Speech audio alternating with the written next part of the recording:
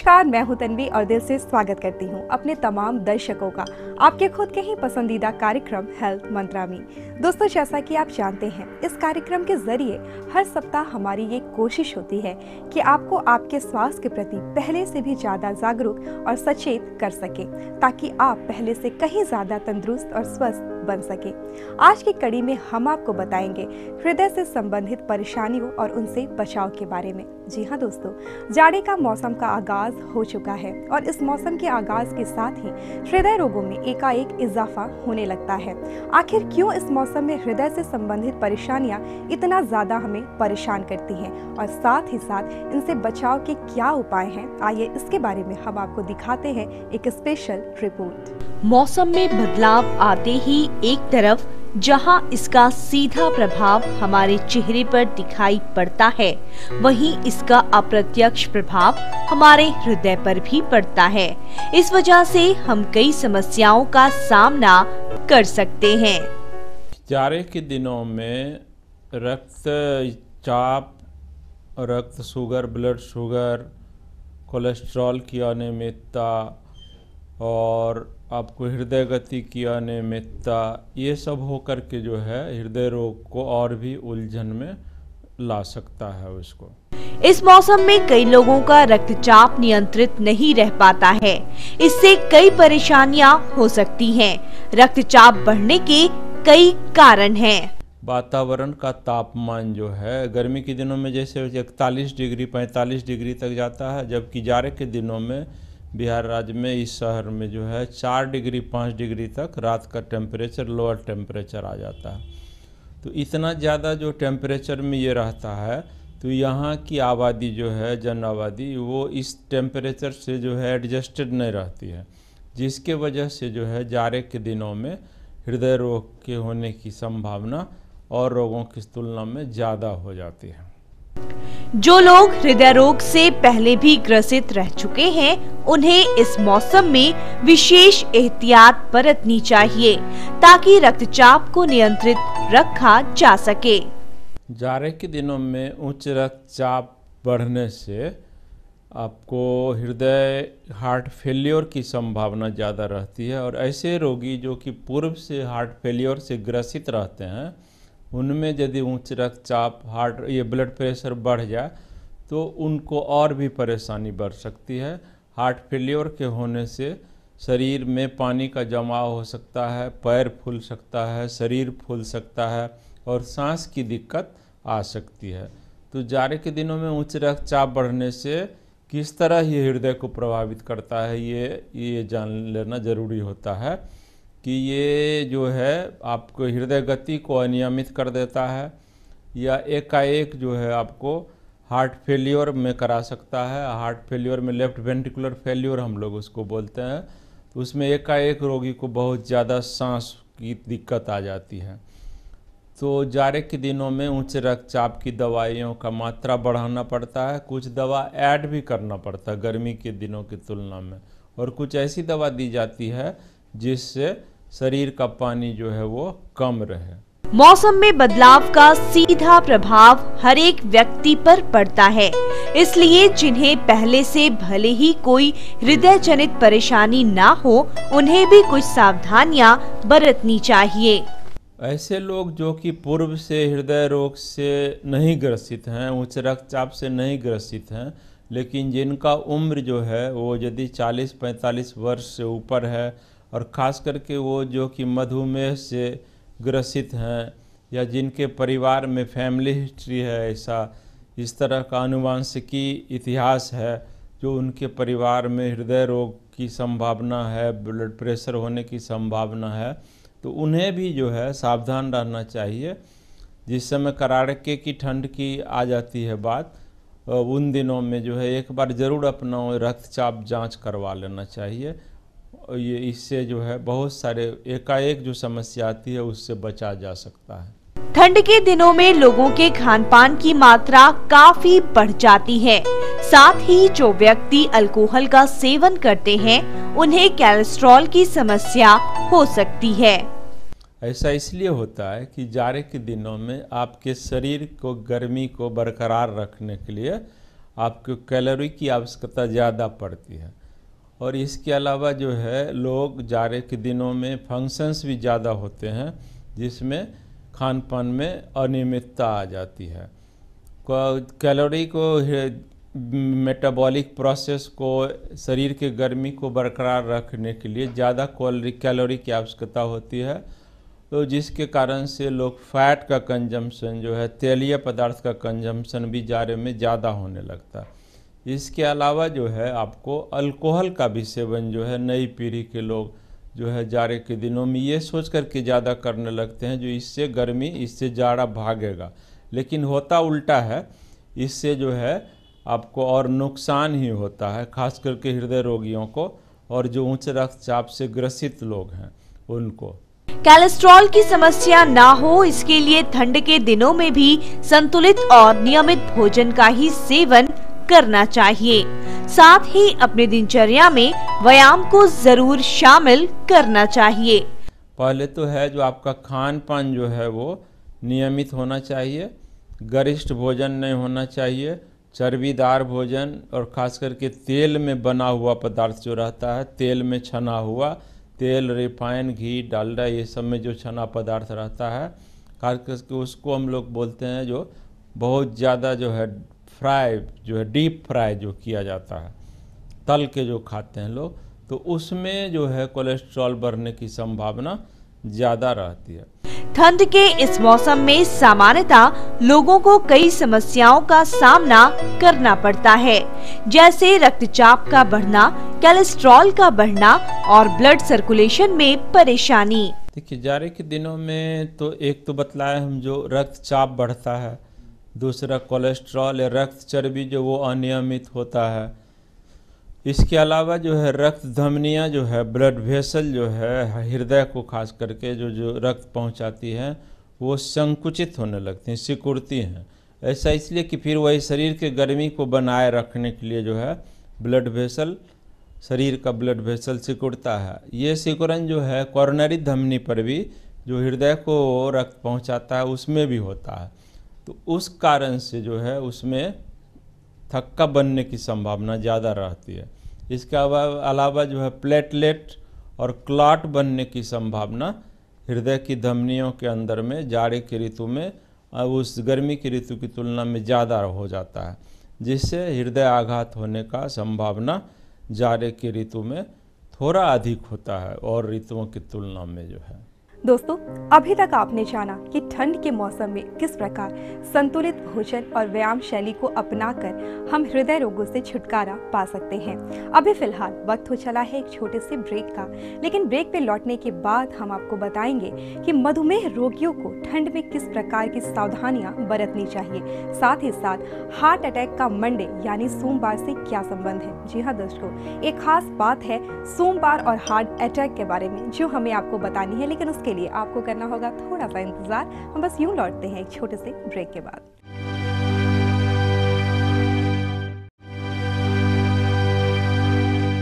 Break के बाद एक बार फिर से आप सभी दर्शकों का बहुत बहुत स्वागत आपके खुद के ही पसंदीदा कार्यक्रम हेल्थ मंत्रा में।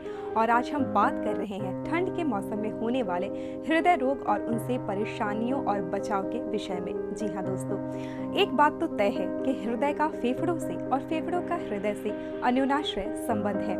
ऐसे में हमें कोशिश करनी चाहिए हम ऐसे कोई भी काम ना करें जिससे फेफड़ों पर अतिरिक्त दबाव पड़े। जी हाँ दोस्तों, और एक खास बात और भी ख्याल रखने वाली है कि मधुमेह रोगियों को ठंड के मौसम में विशेष सावधानी और सतर्कता बरतनी चाहिए। उन्हें ठंड के मौसम में ज्यादा से ज्यादा शारीरिक परिश्रम करना चाहिए।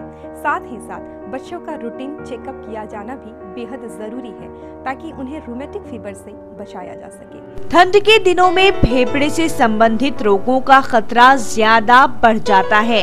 इससे सामान्यतः लोग साइनस और निमोनिया जैसी परेशानियों को महसूस करते हैं। इसलिए कोशिश करें कि ठंड से बचाव हो सके। फेफड़े का संक्रमण नहीं हो, इसके लिए जो है आपको ठंड से बचना पड़ेगा। उस तरह के कड़ाके की ठंड के मौसम में जो है आप परत दर परत जो है कपड़ा पहनिए, 2-3 लेयर का, ठीक है। शरीर के सभी अंगों को ढक करके रखिए, गले को खास करके। ठंडी हवा आपके नाक से फेफड़े के अंदर में नहीं जाए। कुहासा वाले जो है वो फॉग वाली जो है हवा आपके फेफड़े के अंदर नहीं जाए, इसके बचाव के अलावा जो है इस तरह के रोगी जो कि हार्ट फेलियर से पहले प्रभावित हुए हैं या जिनको कि जो है मधुमेह है या जिनका उम्र बहुत ज़्यादा है, 70 वर्ष से ऊपर है, या पहले से जो फेफड़े के बीमारी से ग्रसित हैं, उनमें इन्फ्लुएंजा का टीका अब लगाया जाता है। साल में एक बार लगवा लेने पर इन्फ्लुएंजा का टीका वो सालों भर जो है इस चीज़ से बचाव करता है। निमोनिया का भी टीका आता है, लेकिन सबसे ज़रूरी होता है इन्फ्लुएंजा का टीका लगवाने से। जिन व्यक्तियों को मधुमेह की समस्या है, उन्हें ठंड के दिनों में ज्यादा सजग रहने की जरूरत है। इस मौसम में शारीरिक परिश्रम पर विशेष ध्यान देने की आवश्यकता पड़ती है। मधुमेह या ब्लड शुगर जो है वो नियंत्रित रहे, इसके लिए आप जो है बीच बीच में ब्लड शुगर टेस्ट करिए। अपने आप करते हैं तो उसका एक रिकॉर्ड रखिए, या अपने चिकित्सक से मिल करके जो है अपने मधुमेह की दवा का निश्चित खुराक करवाइए, जिससे ब्लड शुगर आपका नॉर्मल रहे जैसा आपको चिकित्सक बतावें। और इसके अलावा जो है सुबह में खास करके अहले सुबह जब कड़ाके की ठंड रहती है, उस समय आप यदि नहीं टहलने निकलते हैं तो दिन में भी जब धूप निकला रहे, धूप खिला रहे, उस समय भी आप जो है टहल सकते हैं, आधा घंटा 45 मिनट। ठंड के दिनों में वैसे तो बच्चों को कई समस्याओं का डर बना रहता है, लेकिन इनमें सबसे ज्यादा डर रूमेटिक बुखार का है। इसलिए अगर बच्चों में गले की खराश की समस्या दिखे तो तुरंत चिकित्सक से संपर्क करें। बच्चों में हृदय रोग खास करके जो है 3 से 13 वर्ष की उम्र के बच्चों में रूमेटिक बुखार होता है। रूमेटिक बुखार और गठिया जनित हृदय रोग हमको उस लोग बोलते हैं। और ये आपको सुनकर के ताजुब होगा, जो भारतवर्ष में हृदय रोग का सबसे ज़्यादा रोगी इसी रोग का rheumatic fever, rheumatic heart disease का होता है। इसमें शुरुआत में बुखार लगती है, रूमेटिक बुखार, और बाद में जो हार्ट का वाल्व खराब हो जाता है, या तो सिकुड़ जाता है या फैल जाता है, और अंततोगत्वा जो है इसको ऑपरेशन से ठीक करने की बात आती है, यदि दवा से बात नहीं बनती है तो। अगर किसी व्यक्ति को सीने में अचानक दर्द हो कोई भी काम करते समय, तो इसे बिल्कुल भी हल्के में ना लें, क्योंकि ऐसे लक्षण एंजाइना के हो सकते हैं। एंजाइना या हृदय शूल जिसको हम लोग बोलते हैं हिंदी में, ये इससे प्रभावित रोगी को या तो श्रम करने के साथ, लेबर करने के साथ, कुछ काम करने के साथ जो है हृदय के ये चेस्ट के बीचों बीच दर्द होता है, या भारीपन महसूस हो सकता है, या कुछ अलग तरह का जो है वो फीलिंग हो सकता है चेस्ट के बीचों बीच। और ये चीज़ जो है आपको जबड़े से लेकर के नाभि के बीच में रोगी को कहीं भी महसूस हो सकता है। ऐसा लक्षण यदि दिखे तो सबसे पहली बात है जो आप अपना पूरा मुआयना, पूरा जांच करवाइए, जो किस हद तक जो है ब्लॉकेज है, इस बात का जानना बहुत ही ज़रूरी होता है। वो उसमें आपका रक्त का जांच होता है, जिसमें ब्लड शुगर हुआ, लिपिड प्रोफाइल हुआ, थायराइड का जांच हुआ, हीमोग्लोबिन का जांच हुआ, और भी बहुत तरह के ब्लड टेस्ट होते हैं, उसको करवा करके देखते हैं। इसके अलावा ईसीजी जांच जो महत्वपूर्ण है, उससे बहुत सारी जानकारी मिलती है। रक्तचाप यदि बढ़ा हुआ है तो उसको जो है, उससे जो एंजाइना वाले रोगी रक्तचाप जिनका बहुत बढ़ा रहता है उसमें ज़्यादा देखा जाता है। आप में हृदय से संबंधित सामान्य परेशानियों को भी अगर नजरअंदाज करने की आदत है, तो ये आदत आपके लिए जानलेवा साबित हो सकती है। अगर आप सीने में दर्द के साथ गैस्ट्रिक से भी परेशान हैं, तो इसे नजरअंदाज ना करें, क्योंकि ये लक्षण हार्ट अटैक के शुरुआती दौर के हैं। हृदयाघात यानी हार्ट अटैक। हार्ट अटैक में जो रोगी जो इससे ग्रसित होता है हार्ट अटैक से, उनके सीने के बीचों बीच जो है बहुत ही ज़्यादा भारीपन, दर्द ये महसूस होने लगता है एकाएक जो है। उसके साथ साथ हृदयाघात से ग्रसित लोग जो है वो बहुत ज़्यादा भयभीत हो जाते हैं, चिंतित हो जाते हैं, उनको उस दर्द के साथ साथ उबकाई आ सकता है, उल्टी हो सकता है, पसीना बहुत ज़्यादा आने लगता है। जाड़े के दिनों में भी पसीना आ सकता है जिन्हें हार्ट अटैक होता है, ठीक है। और वो दर्द यदि बाएं बांह में जाता है या नाभि से ऊपर पेट के ऊपरी हिस्सा में आता है तो उसमें गैस बहुत ज़्यादा बनता है। तो कभी कभी ये लोग जान करके जो हमको गैस का प्रॉब्लम हो गया है, हृदय आघात को इग्नोर कर देते हैं, उसको ये नासमझी होती है। जब भी इस तरह का लक्षण जो है अपने रोगी को महसूस हो या रोगी के किसी परिवार के आदमी को वो बतावे जो इस तरह का हमको हो रहा है, तो उसमें अविलंब उसका जो है डॉक्टरी मुआयना करवाना चाहिए, तुरंत का तुरंत। कई हृदय रोग के शोध से एक बात सामने आई है कि अधिकांश हृदय आघात की संख्या सोमवार को दर्ज की गई है। काम के वर्कलोड जो है उसके बारे में लोग सोमवार को सोचने लगता है, जो अब आगे जो है सोम से शुक्रवार तक जो है क्या क्या काम करना है हमको। एक इसके वजह से जो है उसमें रक्तचाप बढ़ने की संभावना, हृदय गति बढ़ने की संभावना रहती है। दूसरा जो है रविवार को प्रायः लोग रिलैक्स रहते हैं, तो जिसमें उनका रक्तचाप जो है वो नॉर्मल रहता है। जबकि वीक जैसे शुरू होता है सोमवार को, तो वीक भर का जो है सोम से शुक्र तक का जो प्रेशर रहता है उसके कारण से इस तरह की बात देखी जाती है। दोस्तों, अभी तक आपने जाना कि ठंड के मौसम में हमें किस प्रकार की सावधानियां बरतनी चाहिए। ज़्यादा कुछ अतिरिक्त करने की हमें ज़रूरत नहीं है। अगर सिर्फ और सिर्फ हम एक संतुलित खान पान और व्यायाम को अपनी जीवन शैली में शामिल करें तो निश्चित तौर पे हम एक स्वस्थ जीवन शैली की ओर अग्रसर होंगे। इसके साथ ही फिलहाल यहाँ वक्त हो चला है एक छोटे से ब्रेक का, लेकिन ब्रेक से लौटने के बाद हम आपको बताएंगे अगर आपके हृदय में कोई आशंका हो रही हो कि आपको हृदय से संबंधित कोई परेशानी है तो उसके लिए आपको कौन कौन से जांच करानी चाहिए, इसके बारे में हम आपको आगे जानकारी देंगे। लेकिन फिलहाल यहाँ हम लेते हैं एक छोटा सा ब्रेक। आप बने रहिए हमारे साथ और देखते रहिए हेल्थ मंत्रा।